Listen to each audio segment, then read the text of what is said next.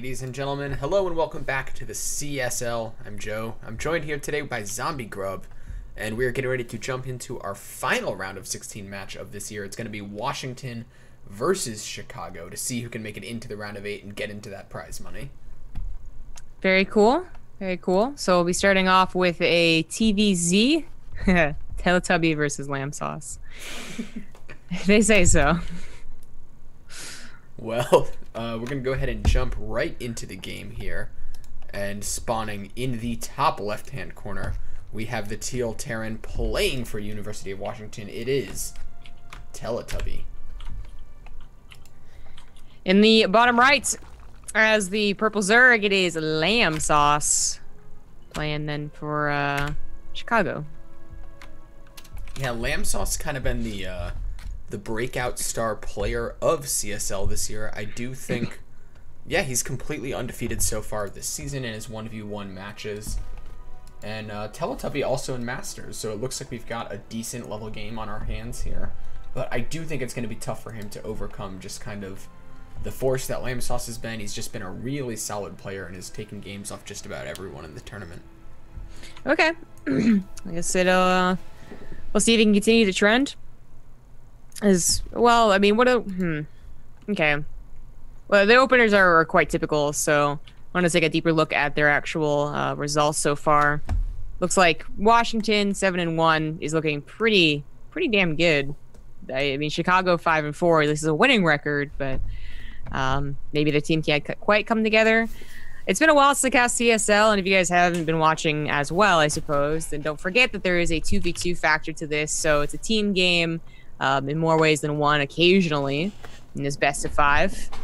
Last year there's Archon, but man, poor Archon mode, that is. Like, that just that never really took off as it should have.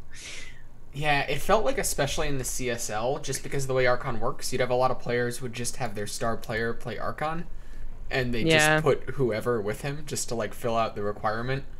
Or like Bales famously would give his teammate one oracle at the start of the game and say, "This is your oracle, and you can do whatever you want with it, but this is your oracle." Yeah, that is the unfortunate side effect, I suppose. There's no way to restrict your Archon mode. Anyways, continued regular builds. I mean, both being relatively high level, don't expect much different here. We do have a Marine first, though, which I don't think Lamb Sauce is expecting, but luckily for him, Catalyst has this little tiny spot for your Overlord. Oh, that actually doesn't work. Maybe think another one. He's got to go to the right side. One map does have the tiny little hook on it. Might be thinking of like Neon, maybe. But the point is, I was wrong about that. He's going to have to just get out of there. I mean, you want to scout to see if they went for a factory or a barracks, but losing the Overlord not usually good near the game. Oh no, he messed up. That was just simply a mess up. Oh yeah, that Overlord with the right juke there definitely could have pushed back on the other side of the map. This Reaper trying to get some scouting in does get pushed away by the Lings and the Queen, but losing that first Overlord so early just destroys your rhythm. Like, it's obviously not a game-losing mistake or anything, but whatever your game plan is, it seriously gums up the works, and it's going to slow everything down a decent bit. Yeah, of course you have to make another Overlord with I mean, this early, to put in another 100 minerals is quite... It's damaging, especially when you're also going for a fast layer. I mean, this is a really fast layer. I wonder what this is even really for. At like 315, getting a layer is... and I would expect off of 2 bases, to be honest. But if it was going to be like a negative swarm off of 3 bases that's not saturated, you usually see it like a little bit later. Don't want to get too much into the exact timings, as it is just it's definitely more about the intent here.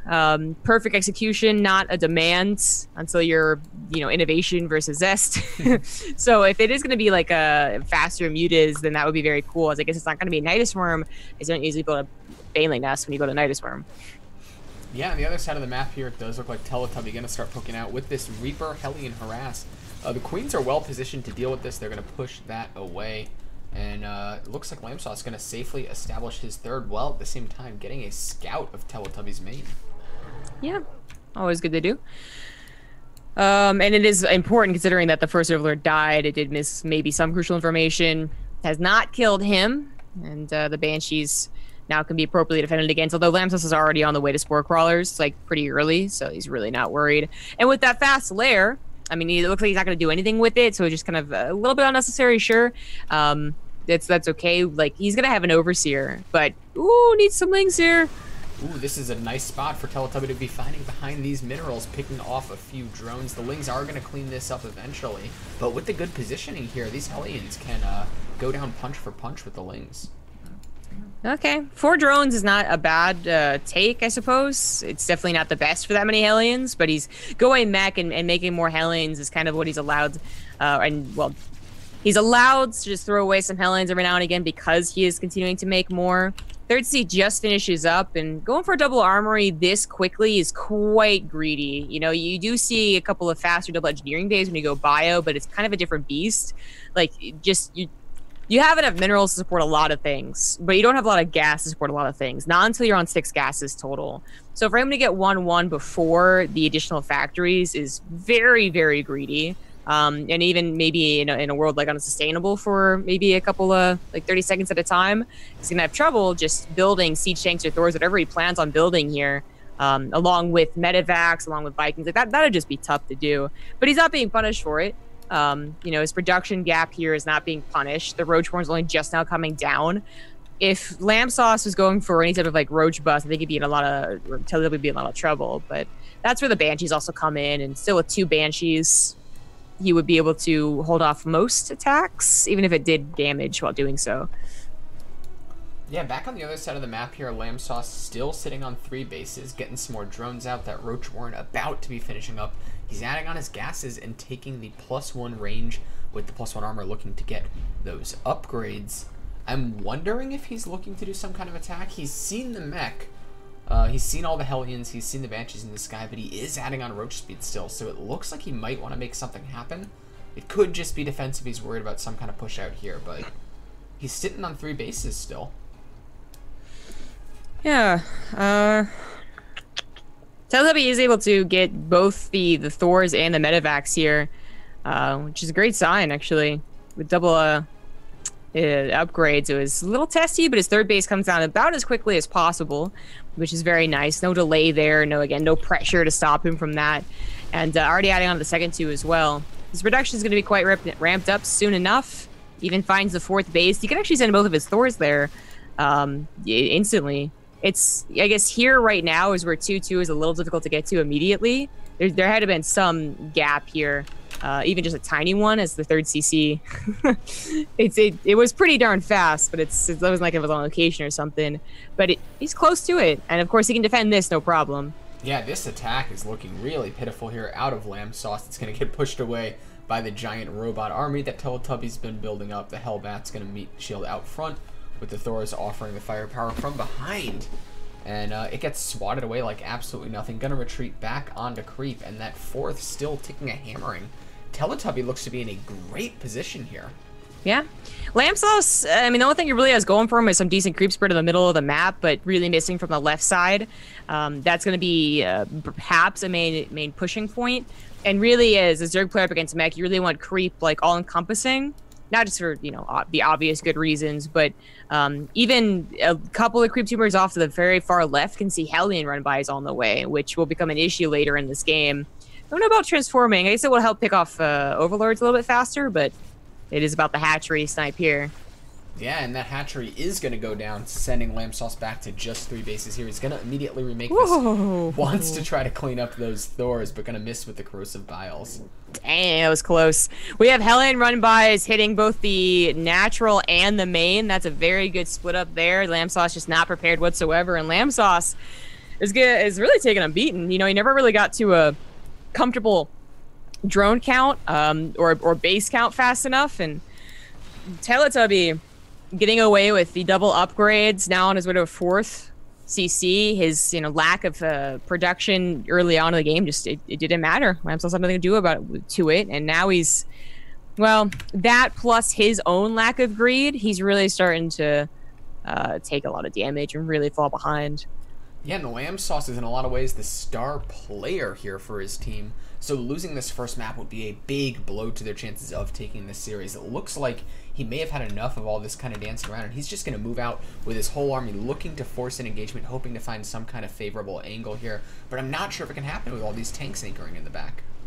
I don't think so. If he finds them unsieged, then there's definitely a shot, and they're currently unsieged. But Teletubby does have a center tower, as well as Hellions on the front line. That would hopefully give him enough of an alert. His T2 is about to finish, so this would have been maybe even an anti-timing for Lamb Sauce, who's still waiting his own +2, never started his Carapace. He's on his way to a station bit and finally getting to a better drone count, you know, up to 67. That's good, but I would say that you'd want to be like on 70. With 4 bases fully saturated for quite some time if it was an ideal game for you. And I like this decision. He's just avoiding taking on the army entirely. He's going to try and pull it back because I don't think he's ready without Vipers, or actually he's going for Swarm Hosts. We'll see how that works out. But the point is he needs something else here, and it just wasn't quite ready. Yeah, he's trying to find this angle, but the tanks are all sieged up now, and he needs to pull away from there right away. Doesn't want to be taking those tank volleys. Obviously, he does still have that high ground advantage. But not a lot you can do with it other than maybe trying to get some lucky biles off at the edge of those tanks. Now we have +3 attack on the way. Still a little gas starved. It's just it's always going to be a problem for mech players. But now on 4 bases, he just needs to maybe fix his 1 gas in the main. That's about it. And he's already on his way to 3-3. Just both upgrades on the way. Lamb Sauce taking more drone damage. All those drones he just made. Looks like we have eyes on the Swarm Host as well. So Teletubby can get in a more appropriate composition. Maybe get some more Hellions here, as he has used most of them in run buys, and they really are quite important to dealing with the Locusts. Yeah, it looks like Lamb Sauce is trying to push in here, maybe hoping to force Teletubby to reposition, and then he can try to catch him in an awkward spot. But Teletubby's being careful. He's leapfrogging his siege tanks. He's not getting them all unsieged at once here, and Lamb Sauce is just not finding an opening. He's forced to retreat onto creep once again. More Hellion run bys. He's got to be really careful. I think that Teletubby has been playing the better game, but not much has really happened main engagement wise that I feel like he could take a bad main engagement, and that would actually just flip everything on its head. You know, it doesn't matter about the early game kind of going in his lead, the mid game going in his lead. If this engagement goes really poorly and giving away all your Hellbats so there's nothing to protect the tanks anymore is a decent way to start throwing the army at least away, if not the game. But Lamb Sauce not really coordinating with the Locust is going again for the counter, which, hey, it's working out. Teletubby never feels quite confident enough to push in. He actually is going in at half of his army, or maybe that's a misclick. I'm not sure which one, but that's very dangerous as a mech player. Yeah, and it looks like Lamb Sauce is going to be breaking this 3rd base while at the same time trying to hold on at home with these Swarm Hosts, not getting quite enough Locusts down, like you were saying, only getting 1 tank at a time. But he is going to pull back and get all of these tanks, and maybe even the Thor. Is Lamb Sauce suddenly killing a big chunk of Teletubby's army? Yeah, absolutely. Teletubby having difficulty dealing with this style of play, it seems. If he just, I would say, if he keeps about 5 to 6 tanks, 5 to 7 tanks, let's say, back at home, perhaps behind a wall as well, these counters don't do very much. And he can focus entirely on dealing on the front lines, in this case with Locusts. And that was just a matter of having Hellbats. Instead, he kind of peels away his army into 2 sections, which, mech just can't do that very well. This was Stim Bio, it's a different story. But I guess while he's taking damage, he is dealing damage to Lamb Sauce, killing a base entirely, getting 19 drones. Teletubby still up in supply. Lamb Sauce needs to remax, but I guess he just doesn't have the larva. He only has 8 larvae. Yeah, and now Lamb Sauce forced to pull back. He's pretty much just got these Storm Hosts after trading out all of those units, and he's still massively down in workers here. Teletubby's still sitting on a very healthy economy. I think he almost just needs to kind of be passive, take a chill pill for a moment, and gather all of his forces back up so he can take a crushing engagement. Yeah, take a chill pill, exactly. The worst thing to do as a mech player, again, is to be caught on siege, kind of moving around quickly as he was just a minute ago, and then getting over eager and pushing before you are all collected. So now that he is, and he's still around that 180 supply, which is very nice with his upgrades, oh, it's not looking great for Lamb Sauce. Looks like he dumped a lot of his drones and minerals and his spine crawlers that wouldn't have been very helpful against mech anyways, but not going to be helpful here either. Yeah, so I think Lamb Sauce is trying to hope to get a big Swarm Host engagement here as Teletubby prepares to push up here. The Swarm hosts are reloaded. If he's going to have a chance to win, this is going to be it. Can those Locusts get behind enemy lines here? They're going to dive on top of the Thors. Ooh. A lot of Locusts here. Is this the fight that Lamb Sauce needs to hang on? Yeah, it absolutely is. Teletubby is not taking a quite correct fight against Locust. His Hellbats need to be up against his Thors, and then he needed to focus fire his tanks on something other than the Locusts. You don't do either one of those, and suddenly everything just goes right for the Zerg player, you know? They killed the Thors with the Locusts, and then the Concave Approach Hydra was a little too scary. Teletubby decided to unsiege, which, if there wasn't a choke, it might have been the death of his army, but with the choke, Lamb Sauce really couldn't do much. Teletubby's still in the lead, but it's getting dangerous. Yeah, this next wave of Locust is going to be all important here in deciding this engagement. If they can get on top of these tanks, if they can do the damage, if the Hellbats don't clean them up. It does look like dealing with it a lot better as Teletubby, maybe learning on the fly a bit here. Lamb Sauce maybe has one Locust wave left until this army is pressing into his natural, into his main. He has to try to figure out a way to take a better fight. Again, Spine Coil is not going to help too much against tanks, but, you know, even if they, maybe grab a couple of tanks because they're not being correctly controlled, then more power to the Spine Crawlers. And the reason that the tanks aren't being correctly controlled is that Teletubby was, of course, countered as this game has kind of gone. Managed to save all of his bases again and still has a solid 52 workers, so he is looking okay. But Lamb Sauce, I mean, it's the right moves, and if he had had a bigger bank, a stronger mid-game, he might have been banking 6K, 6K. And this would be a very different past 3 or 4 minutes, but he's struggling. He's struggling too much to really afford to do this without absolutely just dominating the production of Teletubby.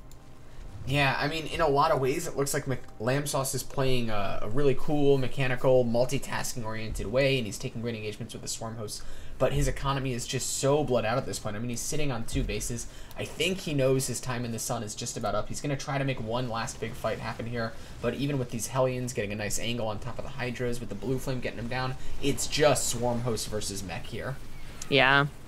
With the Hellions now alive, Hellbats on the front, even Medivacs heal the Hellbats whenever they change into them. This is fantastic composition as long as everything is protecting each other. Yeah, maybe the Hellbats weren't protecting these Thors, but they barely live once again. And Teletubby has been scanning. He knows that Lamb Sauce is out of money and is really just relying on the Swarm host. Yeah, he did knock down the rocks. That's going to buy him enough time maybe for one more Locust wave here. Lamb Sauce is going to try to get some damage done, try to make the army too scared to push in once again here, but with each fight it looks like Teletubby's been adapting better and better. The army size difference getting larger and larger, and here we go as the Hellbats get on top of these Spine Crawlers. Teletubby with one last reload coming out of these Swarm, or Lamb Sauce with one last reload coming out of the Swarm host, gonna get on top of all these units and just gonna absolutely disappear in the Locust waves. Yep. Teletubby is on the death march, and it's looking pretty good. It's finally gonna win this game. It's been a kind of a wild ride, 18 minutes, and most of it just constantly reacting to Lamb Sauce counters. But ooh, even a Manor Mule coming down here. He knows he's won. Yeah, he's not worried about making his opponent go Super Saiyan here. He's just going to keep pressing on through. He's trying to get on top of the Swarmos, actually even ignoring the main base here. Maybe worried about a bit of a choke. But finally deciding to go into the natural, and there's just nothing left for Lamb Sauce. I think he's maybe having a tough time processing his first defeat here in the CSL. I guess so. But, you know, Terran Mech's been complicating matters for a lot of Zergs, so it does happen. And he did not have the greatest opener, I would say. Maybe, you know, not as greedy as he should have been. And then the Hellion run by, dealing a bit too much damage, throwing him off more than likely the problem. And that is going to be, that's it, you know, GG. GG is called, and we are going to be getting ready to move on to our second map here as Teletubby puts the University of Chicago in a 1-0 lead against their opponents. So don't go anywhere, guys. We'll be right back.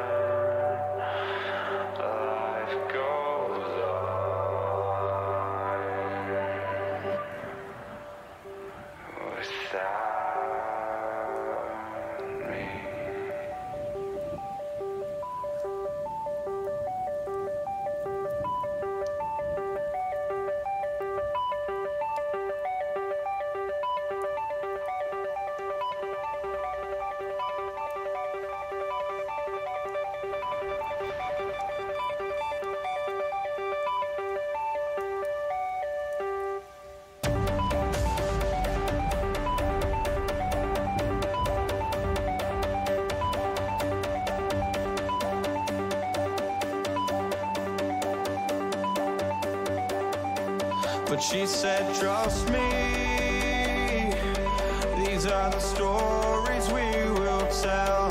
As I stood frozen, infinite, I almost fell, but I got a feeling and my heart starts beating, a sudden rush of feeling alive. This is freedom and I won't change, I won't phase out. I'm no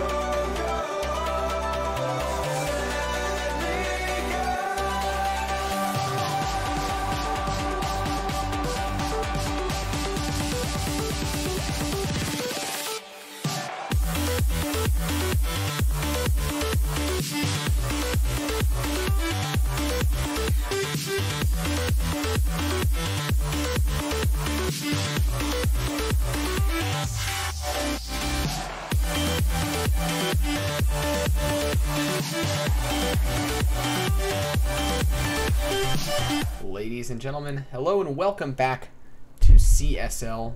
We are once again in our round of 16 playoffs. University of Chicago leads 1-0 over their opponents, Washington. And I think that was kind of an unexpected result to kick things off.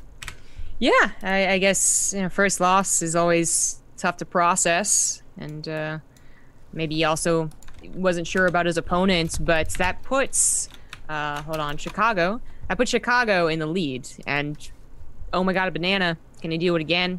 Can he bring it to a 2-0 as he is spawning in the top right as Blue Protoss? And his opponent in the bottom left-hand corner playing for University of Washington, it is JXP. And I do think this is a great setup for University of Chicago because oh my god, a banana, or Omega Banana, I guess that's his new handle. Yeah. He's like a mid to high GM player. And I don't know exactly what JXP's level is, but I'm thinking he's not super confident because he's starting things off with a proxy Rax. Very possible. Very possible. I think in this situation, I would agree with you that maybe he's not very confident, but maybe if it was the opposite, maybe if we were expecting JXP to win, I would just say he wants to get it over with. So there's always that complication. But no, I do agree. I think that Omega Banana, so easy to say. OMG, it's the same letters, man. Like he's performing pretty well. I think he's always a scary player. A lot of Terrans, of course, always have a bit of a grudge against Protoss as well in general. So you have a lot of them try and up their win record by going for proxies. It is expected to be scouted. There's not much you can do as the Terran player. They just had a probe scout, and it's very common for them to do that. But you want at least maybe 3 probes, and that's looking a little bit likely, actually. Oh my god, a banana. He's gonna go for another gateway and a 7X core, actually. Oh my god, a banana actually trying to shut down the construction of this. Is the Reaper going to be out in time? It almost depends where the SCV is going to be sliding here. Yeah, JXP does have to back off. Oh, he's not killing it with a Reaper, though. The SCV, I guess, will live, but this is really important stuff. If Omega Banana had gotten a Zealot, I feel like, that factory would be chewed up right now, and the SCV, well, I don't know if it would have died, but certainly if he had a Stalker in proximity, and he is getting both an Adept and a Stalker, so one can deal with the Reaper, and then the other one can deal with the building, which, is that his plan? Is that his plan? It is his plan. Yeah, he's got the Adept going down here. He cancels the factory, and that's already going to put JXP in a huge disadvantage. Oh, no. No, that's not supposed to happen. Oh, bad news. Yeah, the Reaper got surrounded by probes there. Is he just pulling SCVs? Oh, he pulled SCVs and he decided not to pull them. Oh, no, indecision. This is absolutely falling apart for JXP here. I think, oh my god, a banana putting himself in a terrific position to bring his team into a 2-0 lead and a potential shutout of one of the best teams of the CSL here. Oh, yeah. I really feel like... So first of all, this isn't that hard of a place to scout. It's like right next to the base. It's not even behind the brush. It was in front of the brush, If you know you're a scout, you literally see the probe scouting you. I really think you got to put that factory somewhere else. And I really think that a factory at home actually isn't that bad. But he was planning on doing the proxy cyclone, so it has to be relatively close to the builder reactor. Just unfortunate builder choice when you're found out that quickly. it's 20, 30 seconds later, and it's actually so different. And now he just has this emergency response to build production, but it's going to be a really bad game for a Terran.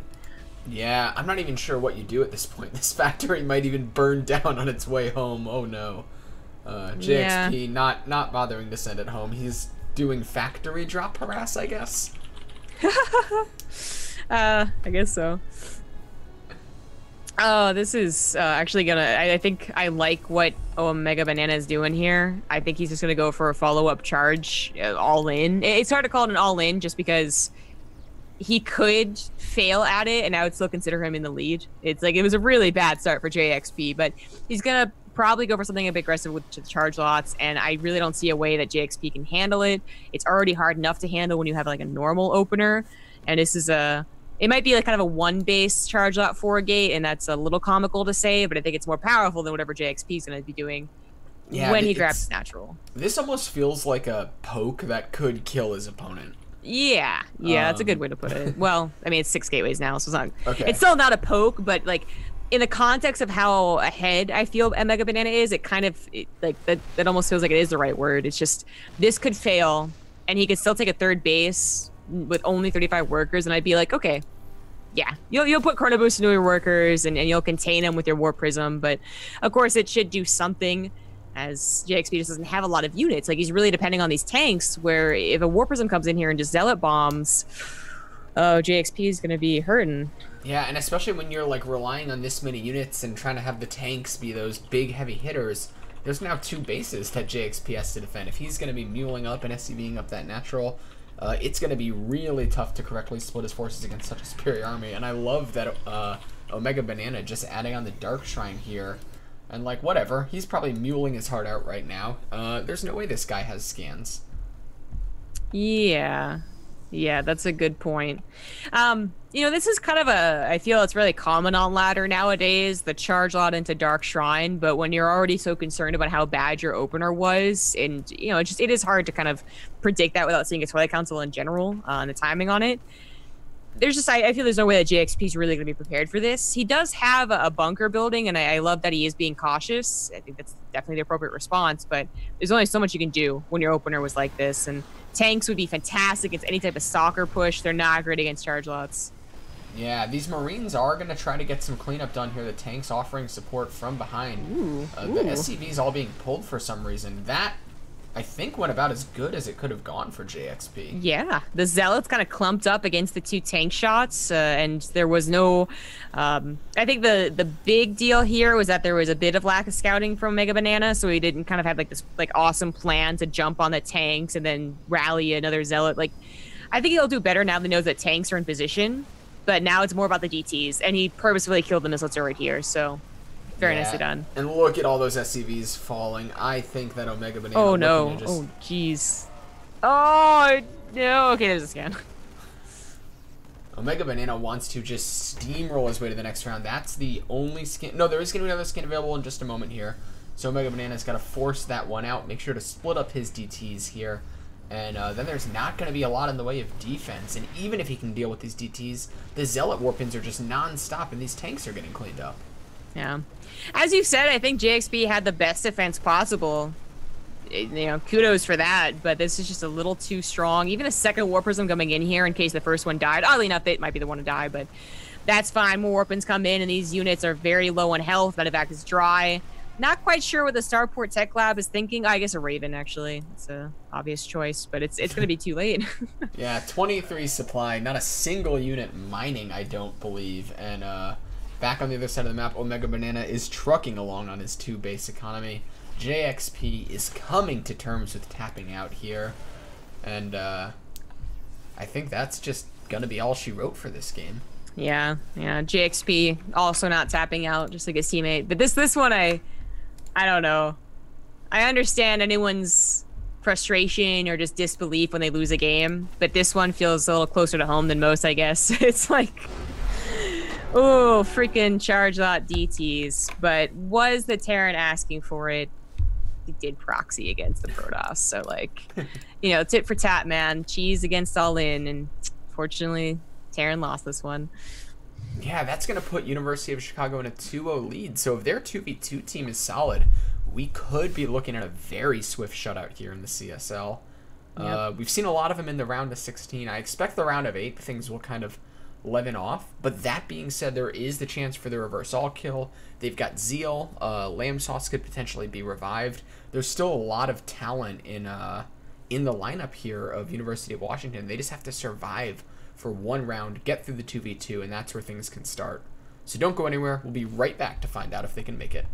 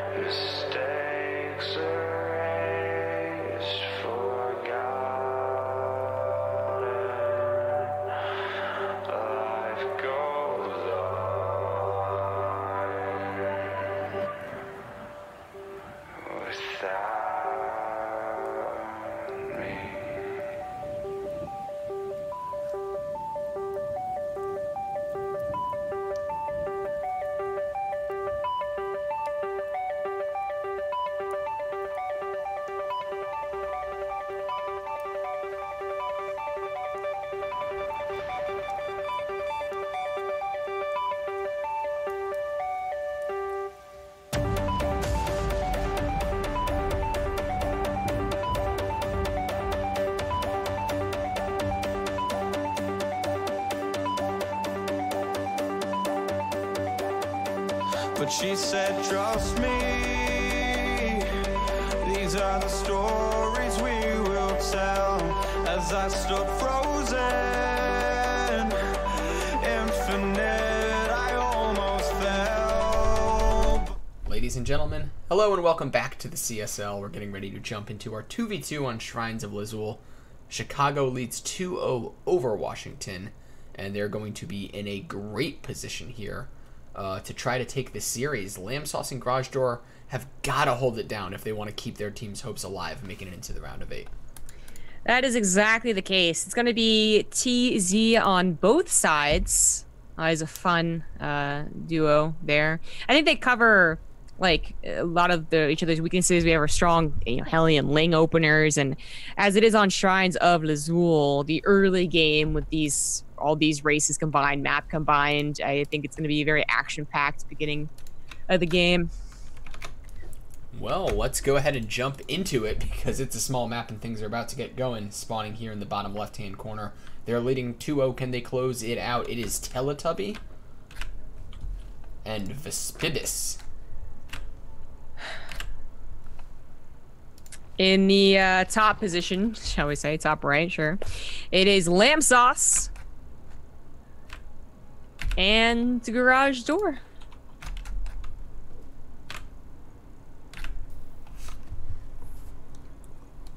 So it seems like they've got kind of two of the stronger players on each team, and then two of the players that are kind of a little bit more middling, struggled a bit more here.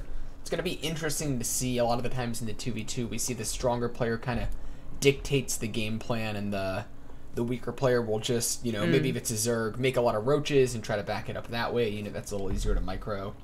I always like seeing how they strategize and how they try to balance each other's strengths and weaknesses. Yeah, for sure. It'd be much more fun if we could, somehow magically get voice comms whenever we wanted to see exactly what's going on. But usually, I would say sometimes I feel like they don't use voice comms, first of all, and second of all, even if they do have voice comms, it can be something really, really simple, like, hey, we're going to go in here with Helly and Ling. So open up with 2 bases, take the gold base in the back, very common strategy. So I like what Lamb Sauce is doing. And then flood with me, and let's hope that our micro is better than the other guys, especially in this mirror matchup of 2v2s. There are, of course, different ways to play it. We have sometimes where even, I guess, there's a Helly and Roach rush, kind of complementing the weaknesses, I suppose, of each other, but no one's really going for the rush quite yet. We did have Lamb Sauce go for the gold base, as I said I liked, but then Garage Door goes to the 1 base, which, would help cover him. I mean, Zerg has to expand anyways, right? Things should be getting heated up and a little more decisive. Okay, there. Second factory coming down for Teletubby. I guess maybe Garage Door does go up to a starport. Yeah, and I feel like the attacking team always has such an advantage on this map because it's so easy to link up with your teammate and isolate your opponent from their teammate just because of how long the distance is between these 2 bases. You can kind of play zone defense here, block the armies, and chip away at both of them one at a time. And it does look like Chicago going to be getting their army across the map first, putting a little bit of pressure on this gold base with the Lings out of Aspibis. And still waiting on Teletubby to send out some backup. Will Garage Door and Lamb Sauce be able to get a credible response up here? Yeah, probably get on. I mean, they're eventually going to be able to get it, but it is interesting as we have our Zergs really mixing things. Like, we actually have 2 different things going on for both sides, I should say. The Zergs are mixing it up here. They're not just going purely for Ling or purely for Roach. They both are doing different ones. So Ling Baneling versus Roach for the Zergs, and the Terrans are doing double factory versus that 1-1-1, which I would actually hand to the double factory. If you scan and see they're going for, or you get a Ling or something like that, and you see they're going for Banshees, the 225 mineral investment to protect your base and then just save scans for the offense is it just feels so much better in a straight up TBT. So I think I like where Teletubby's headed a little bit more, granted that he doesn't lose everything to a couple of Banshees. Yeah, I mean, the other big X factor here is the potential of these Roaches versus the big Ling army. That can get into all kinds of awkward fights, but the first Cyclones are here, and they're going to be able to put some pressure onto their opponents. Garage Door does have Cyclones of his own, but the number is going to rise a lot faster for Teletubby as these engagements go on. It's always hard to protect the middle on shrines. Is another reason it's such an action-packed game. It's a small map with very few bases, and then you have this large space between you and your partner, so it's not like you can really protect each other that super easily, but the attempt is being made anyways. And it looks like perhaps Vespipis, I mean, how the hell are you supposed to say that? Might have gone for the wrong composition. Like, Ling Baneling really is, can be strong in 1v1, of course, but I feel in this situation up against very hardy Roaches with a couple of Cyclones, it's maybe not the best. Although Teletubby making a big mistake, pushing in like that. Don't know what he was thinking. Yeah, that was an awkward engagement for sure, and it looks like Lamb Sauce is going to try to pounce on these Cyclones with the Roach army here. Teletubby is going to pull back. And he's getting attacked by that Banshee. I said, granted that he defends against the Banshee, but there was no scout on the starport, and he must have thought that maybe there was enough defense there from Garage Door that they didn't have to worry about it, or just didn't think about it at all. Unfortunately, loses all of his SCVs, didn't even pull them away. Will clean up the Banshee, but he's going to have to ask his partner for some minerals here, and unfortunately his partner only just took the gold. I really feel like Zerg should always take that first on this map, even if they're going to be aggressive. I think that's the better idea, but it will be saturated soon. He actually has a lot of drones, just needs to transfer them, and maybe he can help his partner out.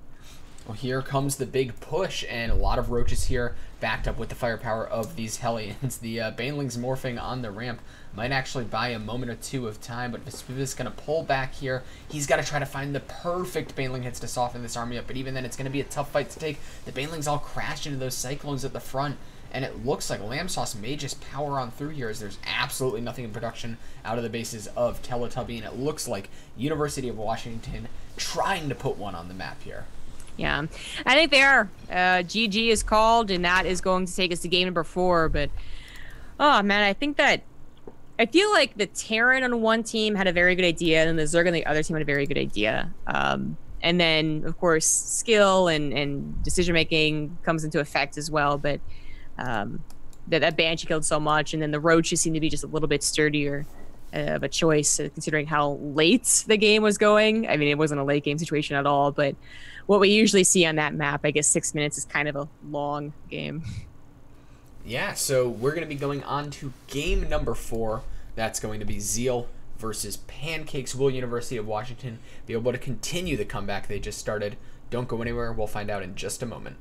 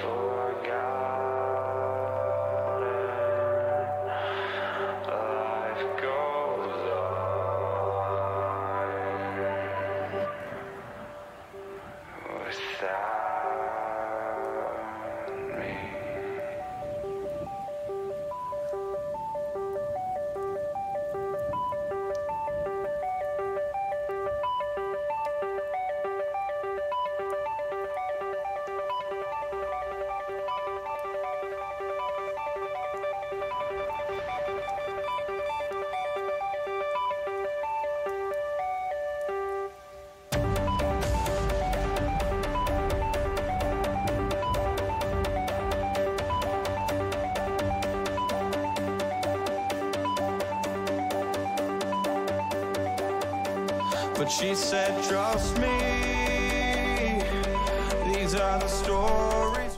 Ladies and gentlemen, hello and welcome back to Neon Violet, or to our next 1v1. It's going to be on Neon Violet Square. University of Washington does manage to turn things around there. They've got a decent chance to try to bring things to the ace match. It's going to be Zeal versus Pancakes, a PvP. I think our first mirror matchup of the day.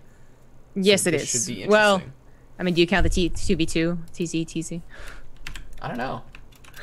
Okay, well, this depends on that then. Spawning here in the top left-hand, or the top right-hand corner, playing for the University of Chicago. It is the blue Protoss player, Pancakes. In the bottom right, as the yellow Protoss, it is Zeal.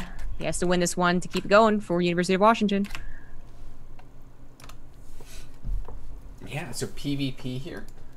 It could get very cheesy. I mean, Neon Violet Square is, of course, a pretty big map, long rush distance between the two bases. So if you like to play macro, if that's your style, you can kind of safely get up a few bases here, get your workers pumped out, and try to draw it into the longer game. But you never know. Either of these players could be aggressive. Zeal, I remember him. He was like in WCS Challenger as a pretty aggressive player, but it's been such a long time since I've seen him play. Yeah, I'm actually curious to see what he looks like. Pancakes is a more familiar name to me, really, but just because I know someone doesn't mean they're actually going to be the better player here. Although I feel like it should be a good PvP. PvP, I mean, I'm not going to say that it's not mechanical, but I feel like if you do have kind of a more clever build, let's say, and you go a little bit unscouted, then, there's a lot of complaints sometimes from Protoss players that, oh, I was the better player, but I just missed that it was Stargate build or something like that, right? Really, really basic stuff that put him in a very, very good lead. So regardless of who has the better like historical matchup or match score, I should say, in the Collegiate Star League, the PvP can be a tricky beast, and this is a very weird decision. Oh, I don't know about this. Yeah, that's responding to that pylon block by just going ahead and getting the Nexus at the 3rd location. He's gonna be really vulnerable unless oh, it's a cancel. For a second I thought he was just gonna go 3 Nexus and just say that was a thing. That's such an expensive cancel, though. So this is there's a reason why he had to do it, though, and I just noticed that. I was like, this is a very popular strategy in PvP. You see it a lot of the times. There'll be pylon blocks and the person just kind of throws their hand up and goes, okay, whatever, I'll put my Stargate on first. He really couldn't do that because he didn't take his second gas. Most Protoss openers do have double gas taken, and then it's a question of how many probes you put in it if you're going to expand or not. Pancake's trying to play maybe a little bit too greedy, got appropriately denied, and loses 100 minerals for it. The Nexus cancel, and a bit later Nexus than he wants as well. But let's see if he can still make it a good game. Zeal is the one being aggressive. He's already got that Stargate. Now there goes the Oracle. Starting up. Yeah, these Adepts, one of them is going to get cleaned up here. He does see the front of the base. Not too much to see. The same Adept's going to poke in again and again. Pancakes does have the Stalkers, but they're not really in position to defend his main mineral line at all. That sucks. I mean, this is exactly what that probe's supposed to stop. Is the Adept getting in here and not just killing probes, but drawing his army back. I mean, if there's an attack at the front, then suddenly he's out of position. And just, in general, if there's any problems at the front, he'd lose the pylon, wouldn't have a shield battery. But there's not. So pulling the Stalkers back just cost him 2 probes, I guess, because they weren't fast enough. And now they're in position for the Oracle, so in a way it even works out. Yeah, this Oracle is going to come in here. Should be able to at least pick away at a couple probes on the edges here. Not a quick reaction from Pancakes. Zeal actually getting a lot more money than I think he bargained for with that attack. Taking out 5 probes, he's going to be happy with that. Pulling it back, yeah. And Pancakes is starting to be in a really sore position here. Yeah, if there is a second Oracle, maybe you get something at the natural, but it's not quite over the map quite yet, and there wouldn't be many probes to kill there, but that would also be a downside of the Stalkers being pushed and pulled as they are. It's just not, you don't have a lot of units in the early game as a Protoss player. You really never do, and to actually split them up in different locations, that's where the shield battery usually becomes very, very useful. We do have a double-pronged attack. Zeal could sacrifice one of these Oracles, and I feel like I wouldn't mind it, granted he grabs like 6 probes. Let's see what he's going to do in the main. Grabs a couple and then backs off and loses shields. It's actually really nice. Yeah, if he can just kind of keep doing that, keep poking away at his opponent's economy, it seems like he could be in a position to kind of steam ahead here in the early game. Pancakes maybe feeling like he's a little bit done dealing with Zeal, getting that Twilight count, so I'm curious to see what he starts up as soon as this finishes up. But the Oracle's coming in for another sweep and getting even more probes. Little miscontrol, I would say. They didn't necessarily glide as they should have, and I think he had trouble clicking behind the Stalker. So he loses 1 and only kills 3 probes. Not nearly as good as it was looking just prior to that, but I did say I don't think it really matters so much that he loses the Oracle. He will want to keep the second one alive. Revelation for the army later on is still very useful to have. But these have done an appropriate amount of damage. He's certainly made up for his later Nexus, and then some. He's already up 10 probes here. I do find it interesting that Zeal went for Blink. He's the one with the scouting. He's the one that went Stargate. If anyone's going to go Blink, it would be the person who's facing Stargate, thinking there might be more Phoenix on the way. But now he goes for the Blink in his position, which it's going to give a map control. You get enough Stalkers in the early to mid game, and they still get this really nice damage. Charges don't automatically beat them out tech-wise, but, given 2 or 3 minutes, I feel like Zeal might have the better army, considering what upgrade he invested into. Yeah, and I almost wonder if part of this is Zeal was an old-school player. A lot of Protoss players were just blinking in everything when he was kind of at the top of his game, and maybe he's just comfortable playing this way. It feels like he's superior, and he's going to try to press in here with the blink and put on a bit of aggression. The stalkers are available to step up, but charge is not quite done yet. And he might actually be able to pick all this off before that finishes. Yeah, gonna get to the pylon. It's very annoying. You see more zealots. It's so likely that it is charge, but maybe Pancakes had gone for immortals and was going for third. Like, I feel like warping in zealots is tipping your hand a little bit too much, and now he of course reveals charge. So Zeal knows how fast that is. That he saw the gateways building at the front, probably connecting everything together and thinking, okay, I got to worry about an attack. Where maybe there is some other way to fool him. Oh well. Zeal, does he have much to worry about, knowing now that it is going to be a very big attack? I don't think he does. He's getting shield batteries, so that's mostly why I don't think he does. I think he's responding pretty appropriately. Yeah, he's getting some extra gateways out to warp in a couple extra units here. The shield battery is going to help anchor the defense, even an immortal in the back to deal with some of these stalkers. There's going to be archons in this attack, which maybe if they can get the right angle, but it's mostly just stalkers here, so they're going to be fighting at a distance. The Oracle, I just checked that Oracle. It's so much energy. I love the High Templar. That was a beautiful move, but I don't like the move with the Warp Prism. That's really bad, actually. Pancakes needs to be able to warp in more zealots. Yeah, that's... Oh, that miscontrol. Oh, God. Oh. He's got 1,000 minerals, and he can't do anything aggressively with him when he's banking off going off a huge attack here. And by the time he does get anything in action, well, Zeal's going to have a lot more forces. He's going to have +1 attack finished up. Even has sentries to help cut up this army. He's looking to be in a really nice defensive spot, and I think Pancakes might even be looking to turn tail and go home. I think if this attack occurred a minute ago with the Warp Prism, I think that Zeal is having a little bit of trouble.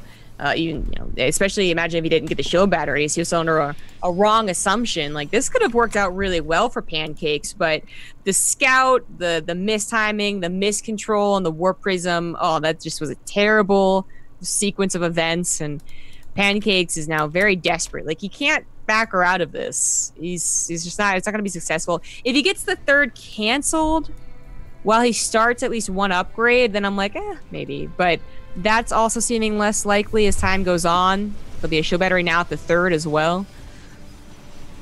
Yeah, he is going to open up these rocks. He knows that he might be facing attacks from multiple fronts. He wants to make it a little bit easier for himself to defend here, move back and forth. And this is a big army. It's a lot of charge lots. They're going to get on top of this. And this is an angle where the shield batteries can't be helping as much as they'd like. Yeah, the second shield battery and the natural can't help. The one at the third is not quite done. Is Pancake's still going to hit this time? It's against +1, but the army of Pancake, some of those stalkers didn't look as useful as they should have. And the zealots, the zealots actually aren't getting on top of the immortals. Now they are. Yeah, but the Warp Prism got cleaned up, and that means there's going to be no more reinforcements. That attack with one more warping round of zealots could have maybe gone Pancake's way, but now +2 attack going to be finishing up. Even more immortals out here. I think Zeal is just in an absolutely dominant position in this game. Yeah. I also feel like besides having the Warp Prism still alive, he should have, if he was going to win the fight, gotten on top of the immortals. But it wasn't a question of micro necessarily. It was just a question of Zeal having them in the back of the army. Like, there's so much army to already chew through that even touching the immortals ended up being a real process, and he only touched one. So bad news. If you pop all of their shield and then you get this engagement, like, wow, it's beautiful stuff. But now it's a beefy army once again for Zeal, with charge, with +2. Pancake's very desperate, going for a Dark Shrine. I mean, if you feel like you need to go for a Hail Mary move, it's probably the right one to do. Maybe hoping to catch your opponent off guard, hoping he doesn't have enough observers in place deployed all over his bases. Pancakes could find something here, but he's really going to need a miracle to make it enough damage to get him back into this game. They'd have to... Not only would the Dark Templars have to kill probes, they would also have to kill the army. Like, they're, and I guess that has happened in the past. Some Protoss players forget observers, don't have any oracles, but it's very, very, very unlikely to happen. Yeah, even Zeal going to come in here now. He's going to scout this when he brings in the Warp Prism, and that's just going to be the end of, I think, Pancake's dreams in this series. These 4 Zealots going to tear up the mineral line of his opponent. Pancake's trying to defensively warp in here, but Zeal getting out of there before he takes any damage at all. Yeah. I think Pancakes knows that he's in quite a desperate position, and now with the Dark Shrine being scouted, he knows he's in even more desperate, terrible position. But he's not going to tap out yet, not until he loses his army on his side of the map, I suppose, which I feel Zeal could do. Zeal could end this game right now if he moved across the map, definitely. Yeah, he could walk right across the map here, and it looks like that's what he's going to be doing, moving across the map with this big Archon. There's so many Archons, there's so many Immortals, and then the Zealots at the front have that +2 attack. That's going to be so helpful for them. And I don't know how Pancakes holds on. He just has to, I guess, try to snipe the Observer and warp in a bunch of DTs. Oh. Oh. Yeah, this is hard to watch. Yeah. This is the final push. The first push of Zeal is the final push. Well, I guess if you count the Stalkers in the early game, that's not true, but this is the push to end it all, and this will be going to an ace match of which Zeal could be revived, which is a scary thought. Yeah, Zeal going to be pushing into this choke here, it looks like, but at the same time, he's going to be dropping Archons in his opponent's main, just waiting for that +3 to finish up, and his army is going to be even more deadly compared to his opponent's. And actually, these are Immortals being dropped in the main. He's forcing out the Warpins, and now he's just going to walk in to this essentially tiny army where no reinforcements are going to be available. They both have Observers. Pancakes will go for the desperate attempt to kill Zeals, but I think Zeal is controlling it. Oh, wait, nope, stop! Okay, that was a little close, but he's got a second one anyways, so it doesn't matter. Yeah, and that's going to be it. Zeal storms on through Pancake's army. GG is called, and we are going to the ace match with a tied up series 2-2. Very cool, very cool. I guess people expected, oh gosh, his name is different on the bracket. Oh, what was his name? Lamb Sauce. Thank you, Lamb Sauce. I was like, it's food related. Is it Turkey Dono? No. Lamb Sauce. People say Lamb Sauce to win. If that was the case, then Washington would have won right now. But I guess Chicago kind of upsetting initially. Can they actually pull through and also take the ace? Yeah, so don't go anywhere, guys. We're going to find out our ace players when we come right back.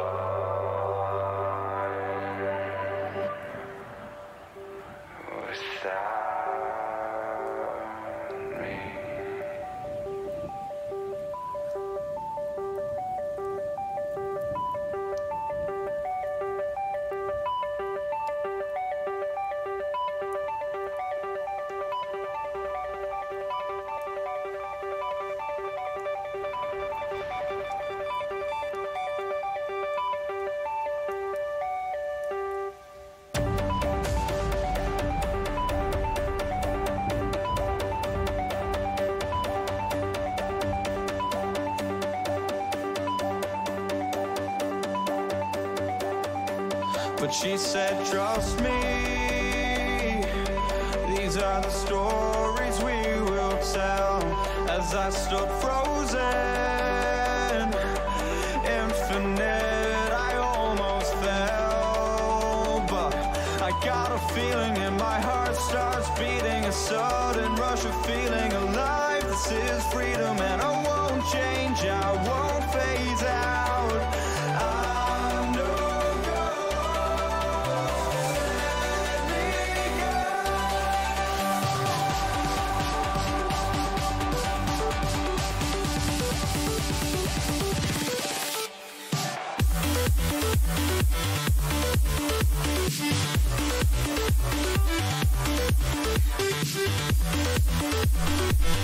Hello, and welcome back to our final match. It is the ace match here. It's going to be a PvP. We will reveal our players when we get into this game, but it's going to be taking place on Acid Planet, and this is actually going to be the final map in our round of 16. It is. Pretty cool matchup we have here. Pretty cool series we had to round this round of 16 out. So let's get to introductions. In the top left, as the blue Protoss, it is Omega Banana. And his opponent in the bottom right-hand corner playing for the University of Washington, it is Zeal. Just saw this guy take out pancakes in another PvP. I guess Omega Banana has a little bit more insight into what Zeal can do in this matchup, but honestly, it wasn't very different. He opened up with a Stargate on one base. That happens. Not a cheese, really, at all. And he followed up with Blink. That's the only kind of outlier, I would say. But what does Omega Banana do with that information, if anything? Omega Banana, I've always seen him as kind of an aggressive player. He likes his adepts a lot. I wonder if he'll feel like maybe he wants to try to put some pressure, go for some kind of timing attack here against Zeal. Or if he just wants to rely on like a solid macro game and continue powering on up here. That is always the question with PvP. I think PvP can be another, like, I really enjoy matchups where I feel like there's a very strong sense of early, mid, and late game. You know, in PvZ, I feel like it kind of skips the early game unless it's a really hard cheese, like a Lingon or something like that. Kind of just goes in the mid game, like Adepts and stuff.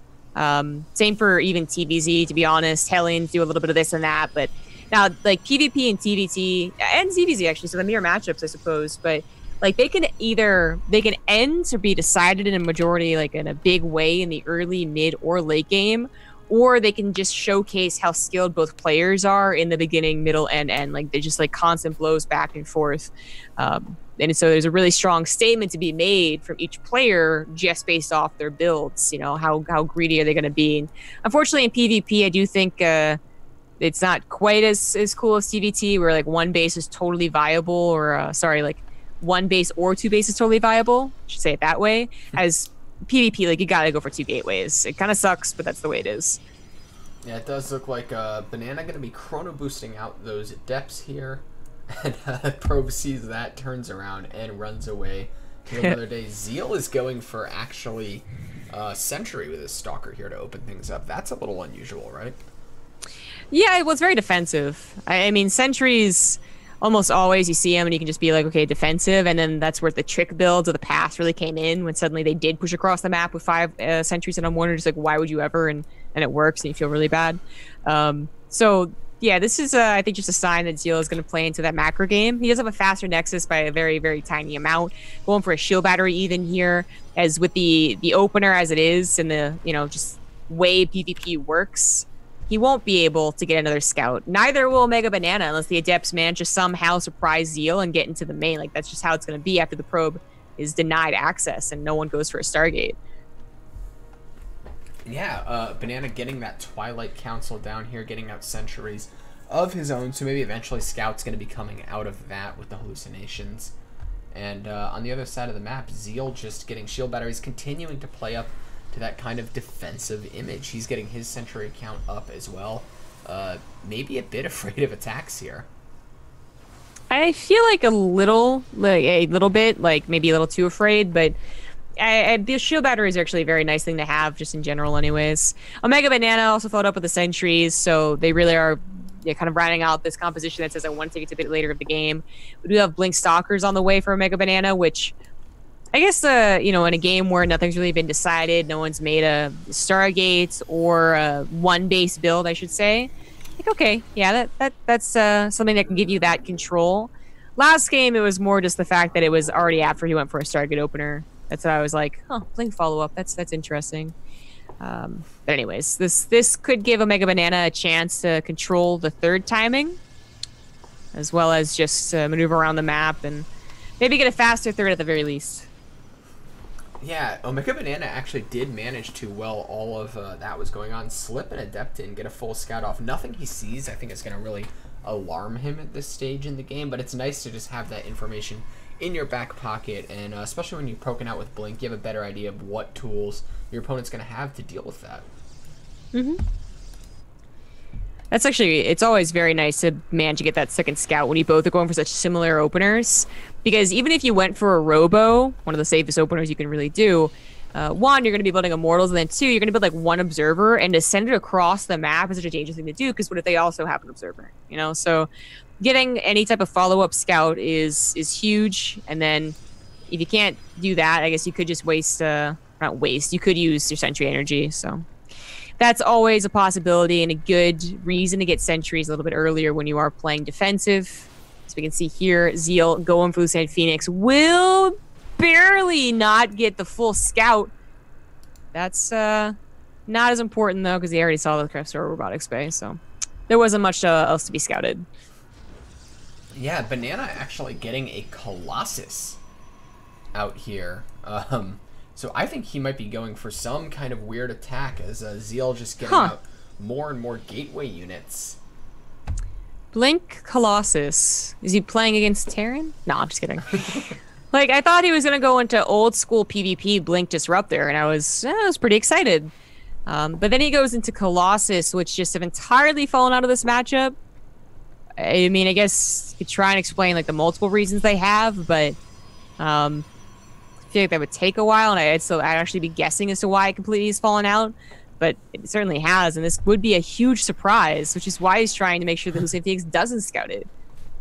Yeah, and he's getting that Thermal Lance, he's committing. This could hit at kind of a weird time for Zeal here. He does have some Immortals out, but he's got a lot of gateway units. Actually, he does have a decent Immortal count here. He's got 2 out. With the sentries, he can maybe try to section off like the front gateway part of the army, but I think Zeal is like if this attack works, it could just be shock. Huh. I'd still be really shocked if Mega Banana really does go for an attack. I mean, against Terran, you do have a 2 Colossus all in, but against Protoss, it feels like it'd have to be like quicker or up against something different, because I'm looking at these armies and I'm like, Omega Banana, it might be similar army size, but Omega Banana is placing a lot on positioning, like more than normal in a StarCraft 2 game when you work with Colossus. So for him to be the aggressor, you really have to have a very strong timing, and I don't think that actually is here. So the third Nexus is going to be coming down. It's obviously later than Zeal's, but not by so much. And Zeal is going to be the one to move out and try to take advantage of the smaller army. Like, this army is powerful in a way, but against a concave of more units, Omega Banana might just lose. But if he could buy time to get to even 4, like if he gets to 4 Colossus, I feel like that just damage output is so strong, right? That was kind of the goal of an old PvP. We're about to find out what's going to happen. Yeah, I don't think Zeal's seen a single Colossus either. So he is probably going to be like, whoa, the first time he walks up and sees this army.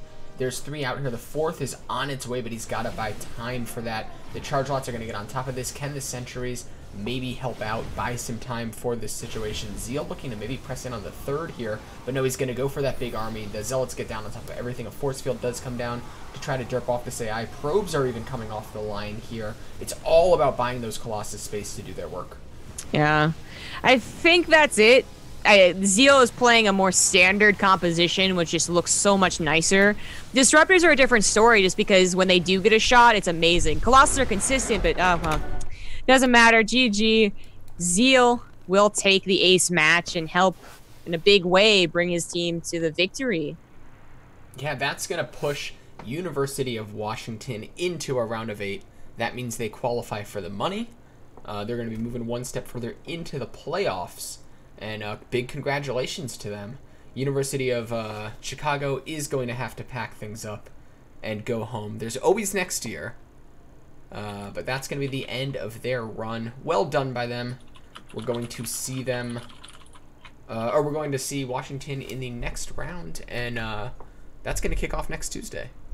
Yeah, congrats to them. And it always sucks for the the opponent to go down, especially after getting such a strong start. They were, I guess, officially reverse killed. They went from 2-0 to 3-2. So, but it does happen, and the greater team as a whole did show up today. And GG, on to the next round. Yeah, so we will see you guys next week. Thank you, of course, once again, Twitch, to sponsoring this.